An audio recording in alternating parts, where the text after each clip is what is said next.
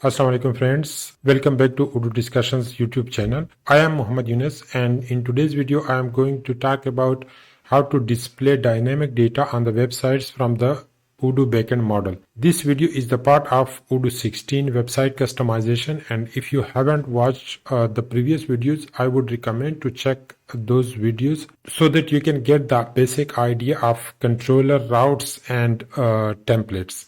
So in order to discuss this topic in detail, so let's go to the screen and then I will show you with an example that how you can display dynamic data. So here in the previous video, we have already created a template and displayed some static data using that template. So in today's video, we are going to pass the data from the controller to the template, and then we will display the data on the template. So for this purpose, we will have to pass another parameter here with the name like values, and it will be added here on the template. So in order to do so, we need to define a variable with the name values, and here we need to define a dictionary. So here we can define the keys. For example, I want to display a message with the text hello Odoo discussions, like this. Okay, and then I will pass these values here as a second parameter to the template, and then I can get this message attribute in the template. So let me just comment this code and add here to display the new data. So for example, I will use Spain TESC, same like we use in the QWeb templates. So here I will need to add the name of the variable or the index, which is message. So let me display as message and close this tag like this. Okay, and then we need to restart Odoo service and then upgrade the module because we made changes in the XML and also in the Python.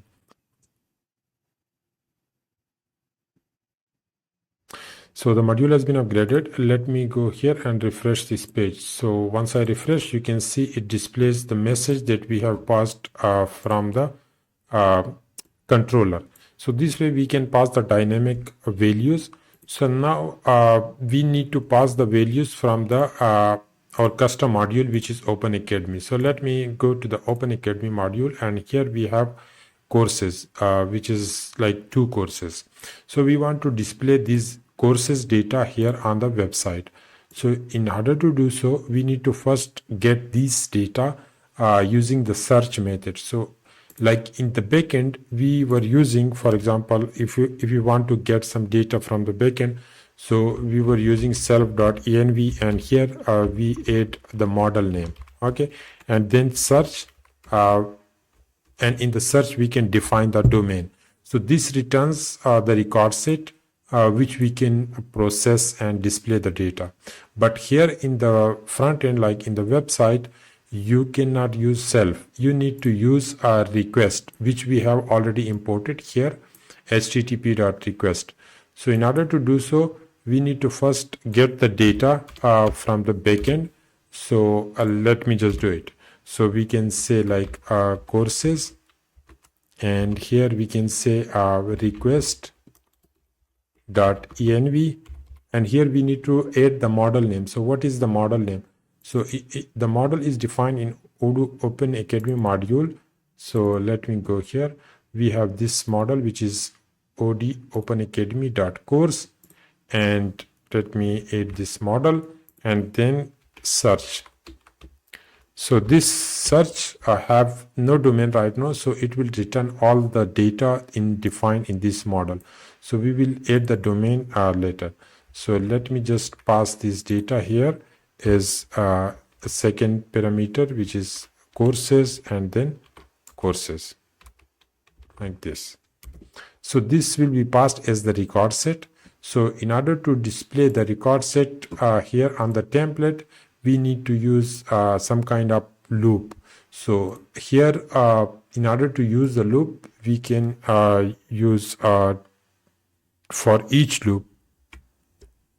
So for example, so let's just comment this out, and then here we will add for loop. So we want to display inside the list, so we will use another list, and then we can see li for the list, and then we will use t for each loop. So here we need to use like what is the name of the variable where the data is saved, like the records are saved, so which is courses. So the index is name is courses, so we will use it courses.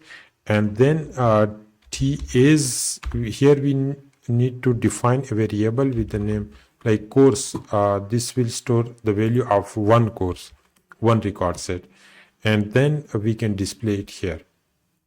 For example, let's say use for example p tag, and then okay, but one mistake we have done, we need to we don't need to use here li, we can use t, and then we can use li here, okay, like this, and then we can use span t esc, and here we can access the values, the field values, for example course dot the field name.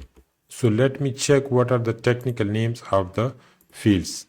So here we can say like this is the title, so its name is name, its technical name is name, and like this, okay.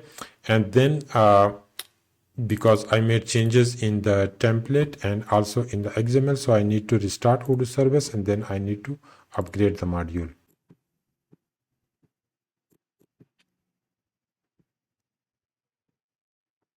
So the module has been updated. Let me go here and refresh this page. So once I refresh, you can see it display the message with the name hello Odoo discussions, and there are two technical courses, Odoo technical demo course, copy of Odoo technical course, so which are displaying here on the website from the backend, because we have accessed it using course.name.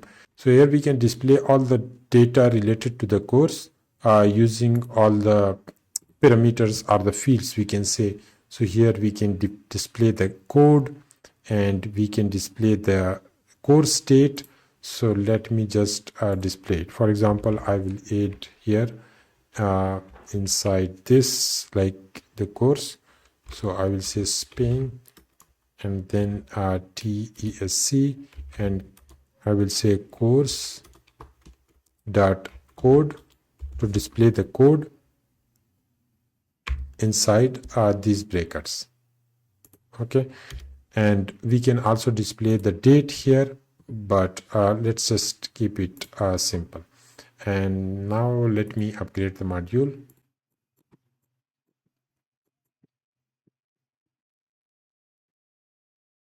Okay, the module has been upgraded. Let me refresh this page. So you can see it added the course code and then the course name in both cases. So we can add here some HTML and CSS to improve the look and feel of this page, but you can add it, but right now we are not going into it because the topic is purely related to the development, not the design. Okay, so one thing here is important that you need to keep in mind is that if you want to display the data for the public user, you should keep in mind that this model should have the access for the portal user.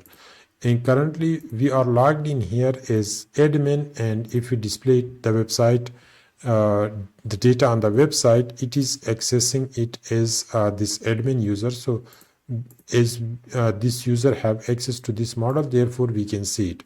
If I try to access it from the another menu where we are not logged in, it will not allow you to see the data, because it will ask you that you need to give the access to any of these user to show the data, to display the data of this model. So in order to resolve this issue, either you will have to give the access to the portal user for this model, or you can use sudo here to get the data is a super user. So in order to give the access rights, you need to make changes here inside the access control, where you need to create another access for the portal user for each model to give the the read access for these models. But I will just use the sudo here to show you the functionality of sudo. So sudo just give you the super access to access everything in this model, and it helps you to display the data. But you need to use this sudo keyword with great care, because it exposes the data and it really compromises the security.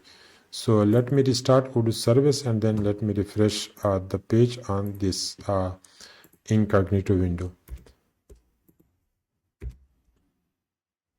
So here you can see the data is now displaying without the login, because we have used sudo. But if you don't want to use sudo, you need to give the access to this public user, which I will discuss. In order to give the access to the public user, we need to create a new record here for this model, like this. For example, we can say this is not manager, but this is all public, you can say.